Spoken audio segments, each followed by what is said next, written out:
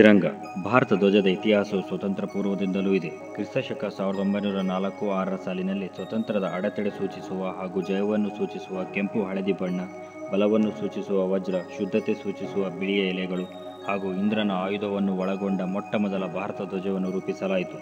ಅದಾದ ಬಳಿಕ ಹಲವು ಬೇರೆ ಬೇರೆ ಧ್ವಜಗಳು ರೂಪುಗೊಂಡವು, ಆದರೆ ಅವು ಅಷ್ಟು ಪ್ರಸಿದ್ಧಿಯಾಗಲಿಲ್ಲ. ಆನಂತರ ಜಾತಿಯ ಹಲವು ಧ್ವಜಗಳು ರೂಪುಗೊಂಡವು, ಆದರೆ ಅವು ಎಲ್ಲರ ಒಪ್ಪಿಗೆ ಪಡೆಯಲಿಲ್ಲ.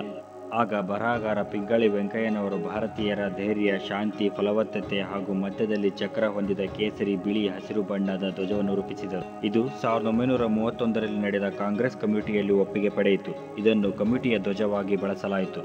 ಕ್ರಿಸ್ತಶಕ 1947ರ ಸ್ವತಂತ್ರಾನಂತರ ಕಮಿಟಿಯ ನಾಯಕರಾಗಿದ್ದ ಡಾಕ್ಟರ್ ರಾಜೇಂದ್ರ ಪ್ರಸಾದ್ ಭಾರತದ ಧ್ವಜವನ್ನು ಆಯ್ಕೆ ಮಾಡುವ ಹೊಣೆ ಹೊತ್ತರು.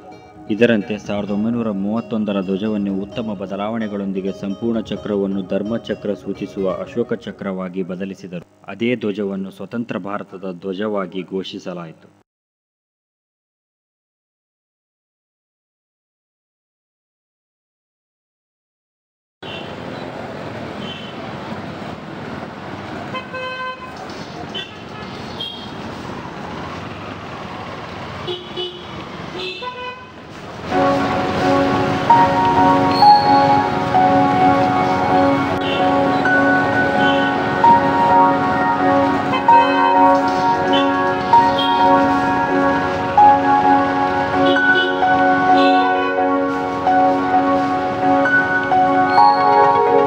ಬನ್ನಿ ಅಂಕಲ್.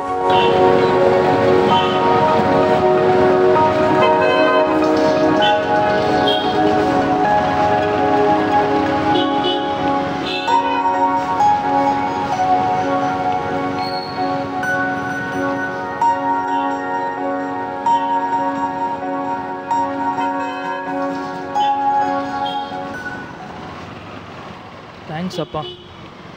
ಇರ್ಲಿ ಬಿಡಿ ಅಂಕಲ್, ಇಟ್ಸ್ ಓಕೆ. ಎಲ್ಲಿಗೆ ಹೋಗ್ಬೇಕು ಅಂಕಲ್? ಪಾರ್ಕಿಗೆ ಹೋಗ್ಬೇಕಪ್ಪ. ಇಲ್ಲೇ ಅಲ್ಲಿವರೆಗೂ ಬಿಡ್ತೀನಿ, ಬನ್ನಿ. ಥ್ಯಾಂಕ್ಸ್ ಪುಟ. ನಿನ್ನ ಹೆಸರೇನು?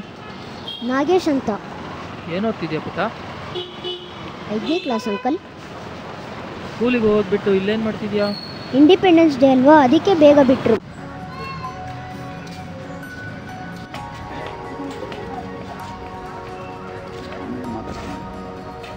ಅಲ್ಲಿ ಮರ ಇದೆ, ಈ ಕಡೆ ಬನ್ನಿ.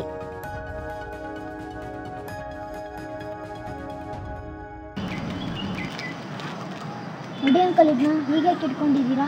ಎಲ್ಲಿ ಬಿಡಪ್ಪ, ಈ ಪ್ಲಾಸ್ಟಿಕ್ ಕವರ್ನ ಯಾವ್ದಾದ್ರು ಡಸ್ಟ್ಬಿನ್ಗೆ ಹಾಕಿದ್ರೆ ಆಯಿತು. ನನ್ನ ಮಕ್ಕದ ಮೇಲೆ ಬಿದ್ದಂಗೆ ಯಾವ್ದಾದ್ರು ಗಾಡಿ ಓಡಿಸೋನ್ಗೋ ಇಲ್ಲ ಕಾರ್ ಗ್ಲಾಸ್ ಮೇಲೆ ಬಿದ್ದರೆ ಒಂದು ಪ್ರಾಣನೇ ಹೋಗುತ್ತಪ್ಪ. ಅಂಕಲ್, ಇದು ನಮ್ಮ ದೇಶದ ಧ್ವಜ ಅಂಕಲ್.